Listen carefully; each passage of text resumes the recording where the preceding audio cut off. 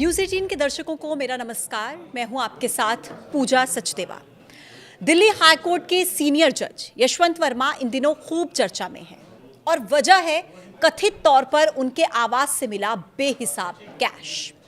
होली के दिन यानी कि 14 मार्च को दिल्ली में उनके सरकारी बंगले में आग लगने की एक घटना हुई और उस समय जस्टिस वर्मा कहीं बाहर गए हुए थे।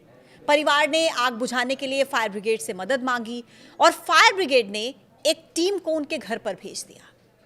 रिपोर्ट्स में यह दावा किया गया कि बंगले में आग बुझाने के दौरान एक कमरे में करोड़ों की नकदी मिली। लेकिन अब एक ऐसा बयान सामने आया जिसने इस पूरे मामले को एक नया मोड़ दे दिया। Delhi fire department chief Atul Garg का कहना है कि उनकी टीम को वहां पर कोई नकदी नहीं मिली। उन्होंने कैश मिलने की खबरों का खंडन कर दिया। अब देखिए, दिल्ली हाई कोर्ट के चीफ जस्टिस डीके उपाध्याय ने इस घटना को लेकर साक्ष्य और जानकारी इकट्ठा करने के लिए इंटरनल जांच शुरू की थी। डीके उपाध्याय ने सीजीआई संजीव खन्ना को इस मामले में रिपोर्ट सौंप भी दी है।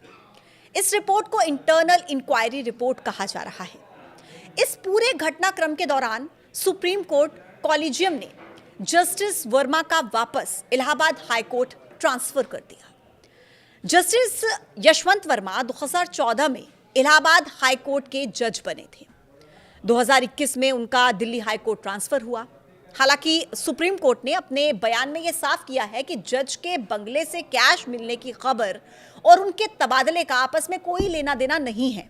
लेकिन Allahabad high court bar association justice Yashwant Verma का इलाहाबाद हाई कोर्ट वापसी के इस आदेश के वो खिलाफ है। एसोसिएशन का कहना है कि कॉलेजियम के फैसले से ये सवाल उठ रहा है कि क्या हम कूड़ादान हैं। बार एसोसिएशन का कहना है कि न्यायपालिका ही जब भ्रष्टाचारी जज को सजा नहीं देगी तो कौन देगा। ट्रांसफर कोई सजा नहीं होती। Allahabad high court bar association के अध्यक्ष अनिल तिवारी ने कहा है कि किसी सामान्य कर्मचारी के घर पर अगर 15 लाख रुपए मिलते हैं तो उसे जेल भेज दिया जाता है और जज के घर पर अगर 15 करोड़ रुपए मिले हैं तो उन्हें घर वापसी का इनाम दिया जा रहा है। जबलपुर के जज से भी हमारे संवाददाता ने इसको लेकर सवाल पूछा। इस पर उन्होंने क्या कहा, आइए वो आपको सुनाते हैं। क्या लगता है, क्या कोई साजिश हो सकती है या कोई और वजह हो सकती है?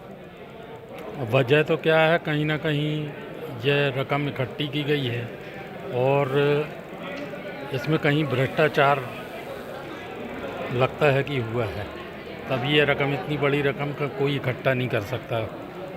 तो अलग अलग शहरों से जो प्रतिक्रियाएं सामने आ रही हैं वो यही है कि भ्रष्टाचार का मामला है और ट्रांसपेरेंट जांच होनी चाहिए।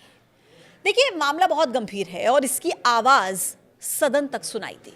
कांग्रेस के सांसद जयराम रमेश ने इस मुद्दे को सदन में उठाते हुए जुडिशियल अकाउंटेबिलिटी पर चर्चा की मांग की है।